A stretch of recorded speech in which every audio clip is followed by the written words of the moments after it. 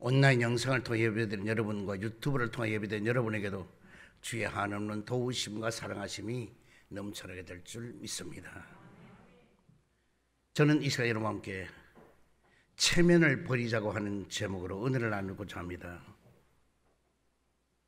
양을 치던 목동이었던 다윗은 이새의 말째 아들로 태어났습니다. 하나님의 마음에 합한 자로서 훗날의 이스라엘의 주권자인 왕이 되었습니다. 다윗이 왕이 된 후에 가장 먼저 한 일은 하나님의 언약궤를 다윗 성으로 옮겨오는 일이었습니다. 다윗은 하나님을 사랑하고 철저히 하나님 중심의 신앙을 소유한 자였기 때문입니다. 하나님의 언약궤는 블레셋 군에게 빼앗겼다가 길앗 여라임 산에 사는 아비나답의 집에 있었는데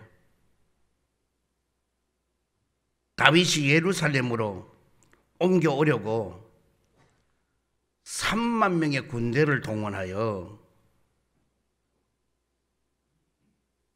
여러 가지 악기, 수금, 비파, 소고, 양금, 재금 등을 동원하여서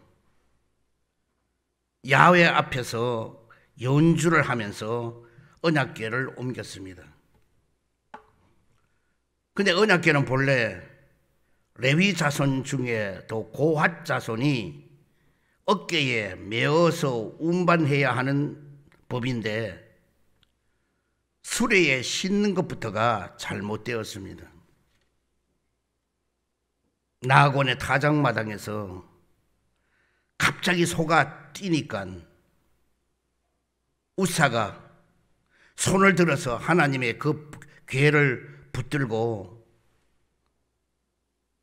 부정한 손으로 함부로 만지다가 하나님의 궤 곁에서 죽었습니다. 그러자 다윗은 두려워서 언약궤를 옮기던 것을 중단시키고 가드 사람 오벳 에돔의 집에 옮겼습니다. 거기서 3개월이 지난 후에 다윗이 다시 언약궤를 예루살렘으로 옮길 때는 정식으로 어깨에 메고 옮겼습니다. 이처럼 우여곡절 끝에 이 언약궤가 다윗성으로 들어올 때는 레위기 1장에서부터 3장의 제사법대로 제사를 드렸고 다윗은 에봇을 입고 힘을 다하여 춤을 추었으며 이스라엘의 온 족속들은 즐거워서 환호하며 나팔을 불었습니다. 다윗은 언약궤가 들어올 때에 너무나 기뻐서 띨띨 놀며 춤을 추었습니다. 자신이 왕이 될 때도 그렇게 하지는 않았고 나라가 흥왕해져도 그렇게 한 적은 없었으나 다윗은 단지 오랫동안 빼앗겼다가 다시 돌아오는 이 언약궤가 너무나 기쁜 나머지 옷이 벗겨지면서 자기 몸이 드러나는 것도 몰랐던 것입니다. 그때 아내인 미갈은 다윗의 하는 일이 마치 방탕한 사람이 염치 없이 몸을 드러내듯이 계집종의 눈앞에서 몸을 드러냈다고 힐난을 했습니다. 사실 다윗은 야훼 앞에서 너무나 감격하여 사람을 의지하지 아니하고 꾸밈이 없이 순수하게 기쁨을 표현했을 뿐이며 자신을 왕으로 세워주신 하나님의 그 은혜가 너무나 감사해서 그 하나님만을 의식하면서 춤을 추었던 것입니다. 다윗은 자신이 사람 앞에서 더 낮아진다고 해도 오직 하나님만 영광을 받으시게 된다면은 아무렇지 않다고 그는 생각하고 그와 같이 기뻐하고 즐거워했던 것입니다. 미갈은 다윗의 아내가 되어서 있었지만은 그 아버지 사울 왕이 다윗을 미워해서 다윗에게 그 아내 그 미갈을 빼앗아서 다른 사람에게 계가를 시켜서 살게 했습니다. 훗날에 사울 왕이 죽은 후에 다윗은 다시 미갈을 아내로 맞이하여 주었으나 이 일로 인하여서 경솔하게 저주를 받아 죽는 날까지 자식이 없도록 했다는 것이 성경의 말씀인 것입니다. 오늘 우리는 또 이런 교훈을 볼 때 자꾸 사람이 판단하지 말란 말이에요. 판단은 하나님이 하시는 일이지 여러분이 볼 때 이렇다 저렇다 막 판단하고 결정을 내리는 일은 하지 말아야 돼요. 가정의 부부간에도 마찬가지고. 그럼 우리 첫 번째로 은혜 받는 자리에서는 체면을 버리자는 것입니다. 다윗은 왕이지만은 하나님께 영광된 일이라고 하면은 왕으로서 체면조차 다 내던져 버렸다는 것입니다. 히브리서 4장 16절에 보면은 은혜의 보좌 앞에 담대히 나아갈 것이라고 말씀해 주고 있습니다. 루터는 은혜는 지나가는 소낙비와 같다. 그러므로 기회를 잃으면은 그것을 못 받는다고 말했습니다. 그러므로 내가 그래도 세상적으로 내가 명예와 지위가 내가 있는데 남보는 앞에서 내가 체면을 지켜야지. 그러다 보니까 교회에 열심히 나오면서도 박수 한번 뜨겁게 쳐보지를 못하고 소리내어 통성기도 한번 못하는 그런 삶을 살게 될 때가 있는 것입니다. 우리는 성령 침례를 받을 때나 성령 충만도 열심히 메어 달려야 하고 큰 소리로 부르짖어 기도하는 사람이 받게 되는 것입니다. 자아를 깨트리지를 못하여서 체면을 버리지를 못하는 사람은 생전에 은혜를 충만히 받기가 어렵다고 하는 것입니다. 오늘날도 성령으로 충만하여 기뻐서 박수를 치며 춤을 추고 찬양을 하거나 또는 콧물을 흘려가면서 기도하는 것을 이해하지 못하는 그런 사람은 은혜를 몰라서 그런 것입니다. 그러므로 우리는 예배 시간에 기도를 하거나 찬양을 할 때는 사람을 의식하지 말고 오직 하나님만 의식하고 집중하기를 주의 이름으로 축원드립니다. 만약에 삭개오가 체면을 더 생각했으면은 그는 구원도 축복도 받지 못했을 것입니다.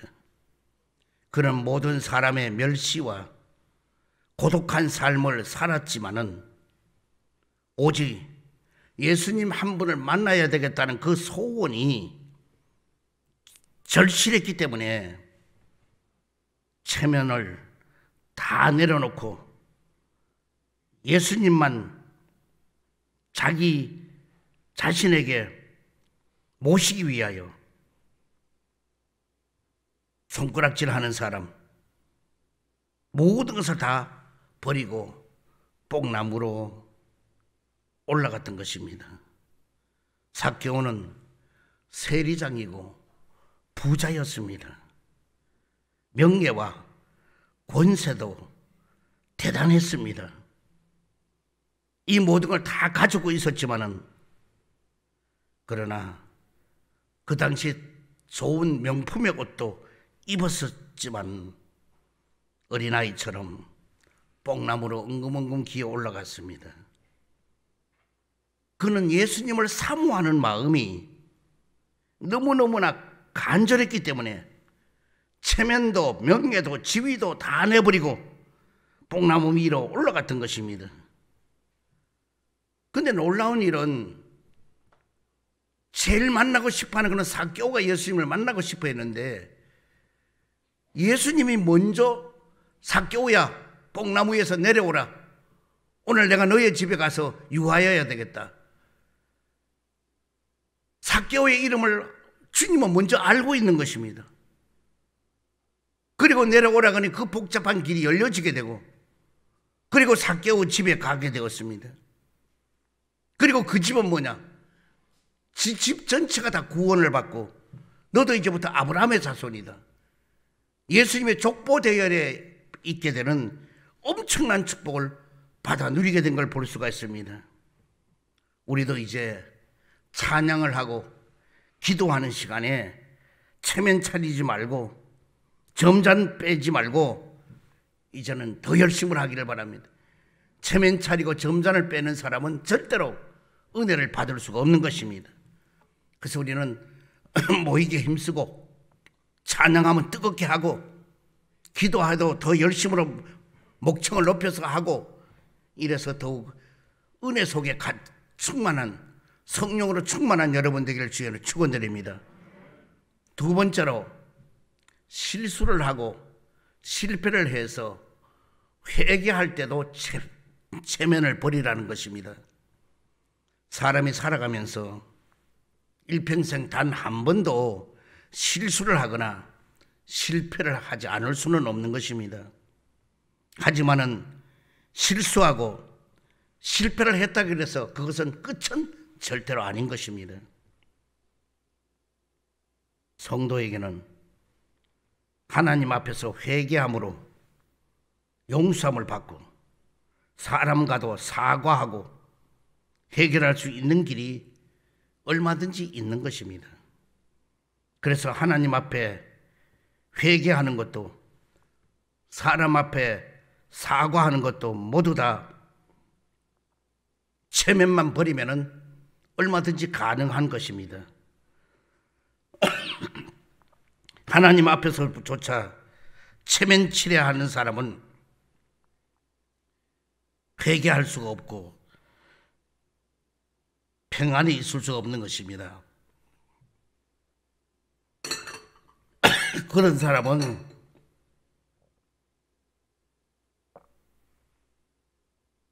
영혼에 독이 되는 것입니다.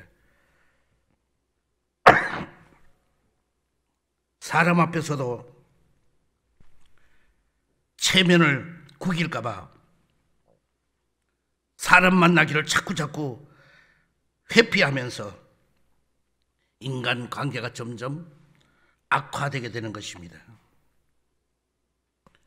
인간관계가 악화되면 일은 더욱더 어려워지게 되는 것입니다.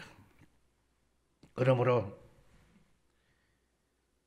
체면을 못 내려놓고 버티는 사람은 어리석은 사람입니다. 히브리서 9장 13절 이하에 염소와 황소의 피와 및 암송아지의 죄를 부정한 자에게 뿌려 그 육체를 정결하게 하여 거룩하게 하거든 하물며 영원하신 성령님으로 말미암아 흠없는 자기를 하나님께 드린 그리스도의 피가 어찌 너희 양심을 죽은 행실에서 깨끗하게 하고 살아계신 하나님을 섬기게 하지 못하겠느냐고 말씀해 주고 있습니다. 예수님의 피로 용서함을 받지 못하는 자는 이 세상에 하나도 없다는 것입니다. 또 한 가지, 우리가 실수나 실패를 했을 때도 하나님 앞에 회개하면은 용서함을 받았다 하는 확신을 믿고 사람 앞에서도 사과하고 나서는 그 일로 인하여 교훈을 얻고 나서는 너무 오랫동안 거기에 빠져서 위축되지를 말고 담대히 굴을 털어버릴 줄도 알아야 한다는 것입니다.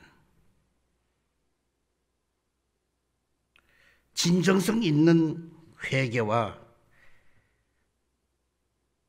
진심된 사과 후에는 예수님의 피로 씻음 받는 것을 굳게 믿고 담대히 새 출발할 줄도 알아야 하는 것입니다. 그러므로 우리는 긍휼하심을 믿고 때를 따라 돕는 은혜를 받기 위하여 은혜의 보좌 앞에 담대히 나가는 여러분 되기를 주의로 축원드립니다. 제가 여의도의 대교구장으로 할 때에 평창동에는 분해 3스타 별 3개짜리 되는 분들은 평창동에 살고 별 2개, 별 하나는 제 사는 사람들은 성북동 쪽으로 살아요. 근데 이 삼성교 쪽에 홍 장군님이라고 3스타 별 3개 되시는 분이 있는데 그 부인이 사모님이 권사님이셔요. 거기에서 이 장군들 사모님들만 모시고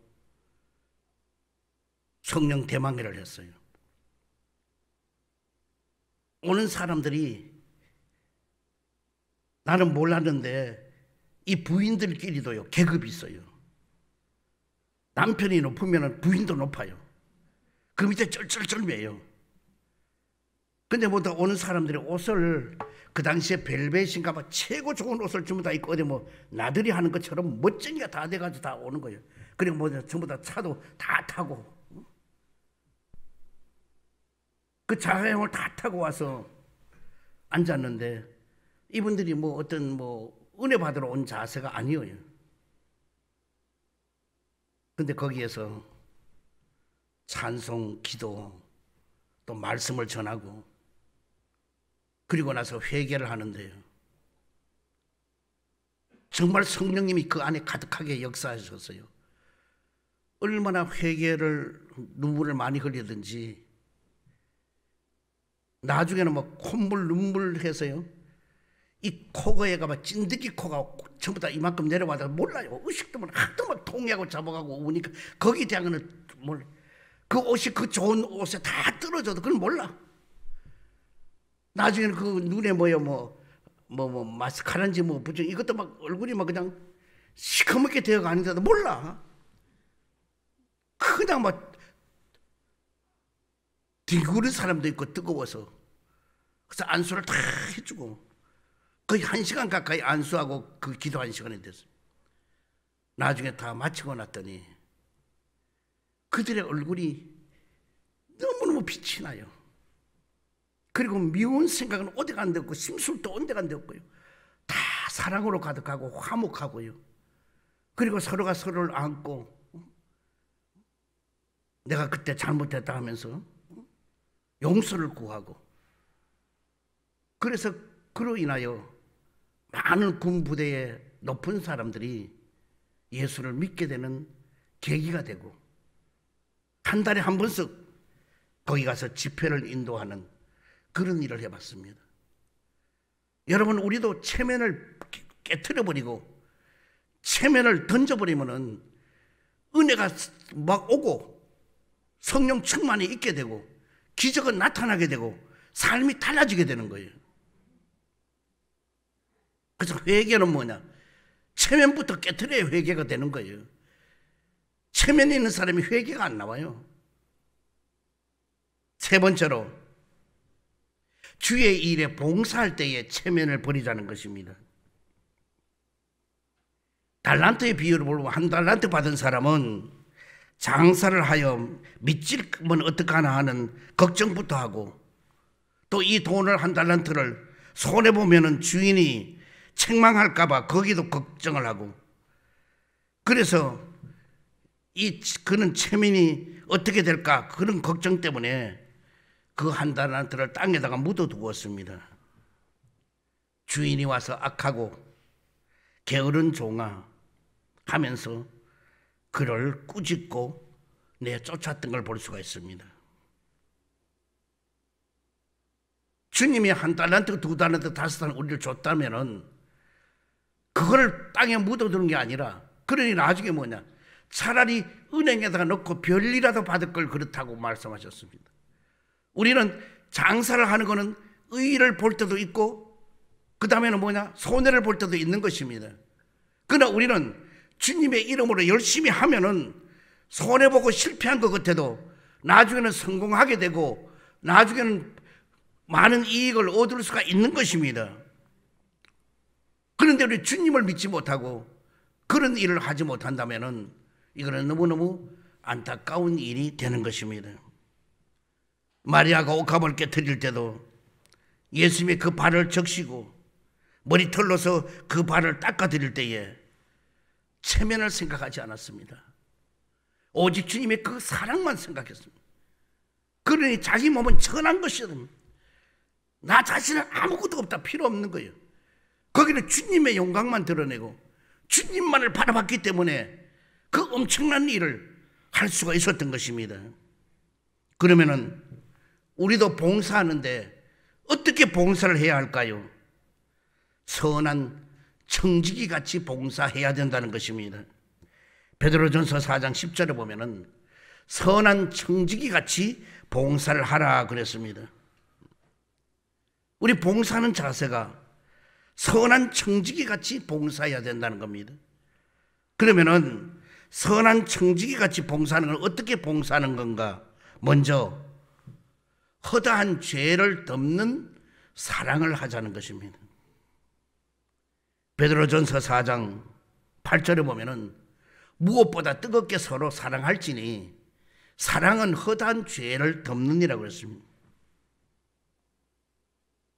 봉사하는 자세가 허다한 죄를 덮어야 된다는 겁니다.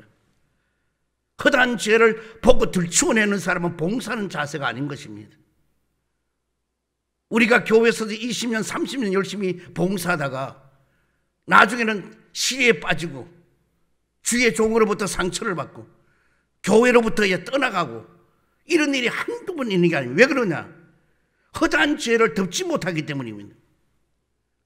사랑은 허다한 죄를, 허물을 덮어주는 게 사랑이라고 그랬습니다. 그러므로 허다한 죄를 알고 있다면 그 사람은 뭐냐?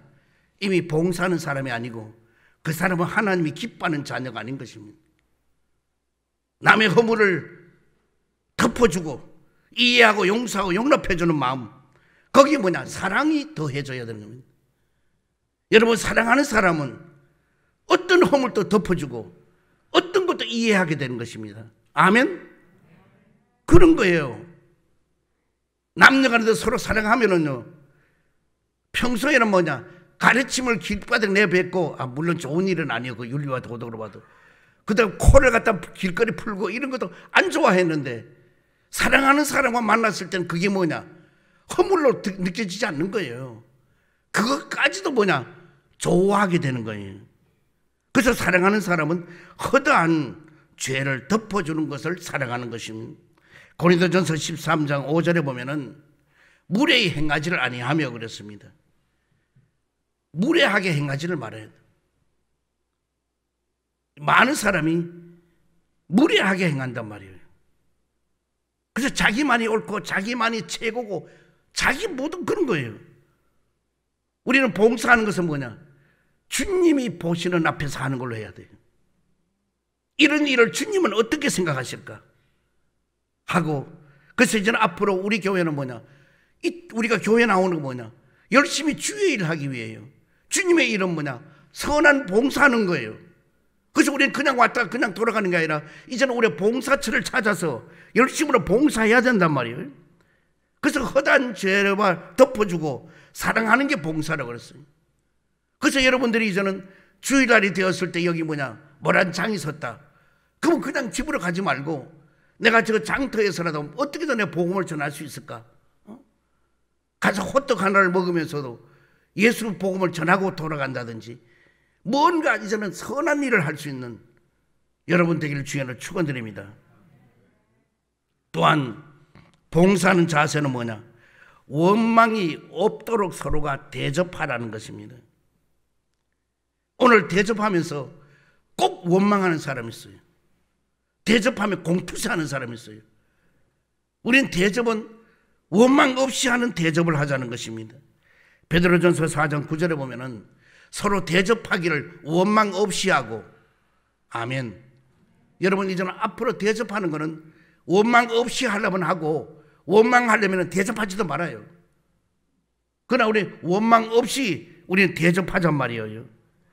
그 다음에 로마서 12장 13절에 보면은 손 대접하기를 힘쓰라.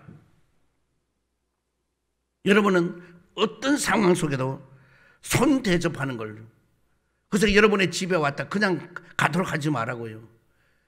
물 한 모금이라도 드리는데 그냥 찬물 한 그릇 갖다 주는 것보다는 오차 한 잔이라도 끓여서 갖다 준다든지 뭔가 좀 대접하는 마음이 그 온 손님의 마음에 흡족하도록 그렇게 힘쓰라는 거예요. 여기 보니 손 대접하기를 힘쓰라 그래서 왜? 그냥 자발적으로 안 되니까 힘쓰라고 그랬잖아요. 그리고 우리는 힘써서 대접해야 되는 거예요. 적당히 이렇게 하지 말란 말이에요. 그 다음에 디모데전서 3장 2절에 보면은 나그네를 대접하며 그랬습니다. 지나가는 사람이 예수님의 모습으로 오실 수도 있고 다른 어떤 위치에 있는 사람이 여러분 오실 수도 있습니다. 우리 나그네 오는 것을 배척하지 말고 업수히 여기지 말고 우리 나그네 오는 것을 꼭 대접을 잘하길 바랍니다. 저는 그래요. 뭐 잘하든 못하든 우리 집에 뭐 검침하러 왔든지 다른 어떤 걸로 집에 올 일이 있어 왔다면은요. 또 어떤 데는 택배하는 분들도 어떤 데는 만날 때가 있어요. 그러면 절대로 그냥 안 보내요. 조금만 있으라고 그래서 뭐 마스크라도 10장을 준다든지 없으면은 딴 건 뭐라도 내가 가지고 먹던 것도 소중한 것도 줘요. 그러면 이분들이 어떤 데는 놀래요. 왜? 너무너무 받아가지고 가는 것이 많다 보니까 아이고 왜 이러세요? 그러나 제가 딴 것도 단지 그분이 너무 좋아하면은 예수 믿으세요. 그 한마디밖에 없어요. 딴 말 아무것도 안 해요. 내가 뭐 목사라 어떻게도 얘기 안 해요. 그런데 그렇게 하면 그분들이 뭐냐? 먼저 알아요. 제가 아무 말 안 해도 여러분 베풀어 보세요. 먼저 알고 있어요. 우리는 나그네 대접도 잘하기를 바랍니다. 히브리서 13장 2절에 보면은 손님 대접하기를 잊지 말라. 이로써 부지 중에 천사들을 대접하는 이들이 있었느니라. 성경에 보세요. 창세기 18장 이하를 보면 아브라함이 부지 중에 온 천사를 대접했어요. 그리고 났더니 뭐냐? 그는 100살이 되어 아들 이삭을 얻게 되었습니다.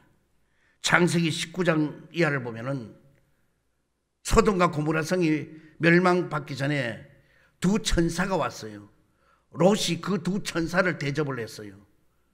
그랬더니 뭐냐? 소돔과 고모라 성이 멸망당할 때 그들은 뭐냐? 구출을 당하는 역사가 일어나게 된 것입니다.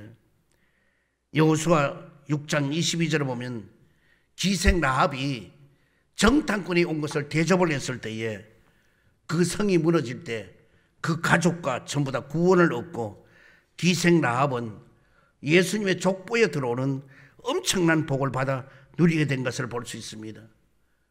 오늘 우리는 부지 중에 천사를 대접하는 것처럼 여러분에게 천사가 어떤 거지의 모습으로 어떤 모양 올 수 있어요. 여러분 살아보면 알지만요. 여러분에게 손님이 온다는 것은 그저 그 집이 살만하고 모든 것이 있을 때 손님이 와요. 아무것도 없어 봐요. 코빼기도 안 보여. 손님들이 올 것 같아 안 와요. 오늘 이제 여러분 오는 손님을 잘 대접하기를 바랍니다. 그 다음에는 하나님을 힘입어 말하고 봉사하라는 겁니다. 베드로전서 4장 11절에 보면은 만일 누가 말하려면은 하나님의 말씀을 하는 것 같이 하고 누가 봉사하려면은 하나님이 공급하시는 힘으로 하는 것 같이 하라 그랬습니다. 봉사할 때도 내 의지적으로 하는 것이 아니라 하나님이 나에게 힘을 주셔서 하는 걸로 늘 하나님 앞에 기도하면은요 깨닫는 영도 주고 힘도 주고요. 그래서 어떤 데는 시큰 봉사하고는 집에 가서 뭐냐 막 그냥 온몸이 저리고 아프다 막 고민하고 괴로워하고 짜증내고 이런 거예요. 그럼 그건 봉사한 보람이 없는 거예요. 봉사할 때도 항상 성령님 날 도와주세요. 성령님 내가 저런 사람 말할 때 내가 참고 인내하게 해주세요. 성령님 나는 절대로 미운 사람이 없도록 해주세요. 막 이러한 우리는 될 때 봉사가 뭐냐 잘 되고 그리고 집에 와서도 기쁘고 즐겁게 되는 것입니다. 마지못해 억지로 하는 그런 우리는 봉사가 되지 않아야 돼요. 그래서 우리 봉사할 때도 성령으로부터 힘을 받아야 될 것입니다.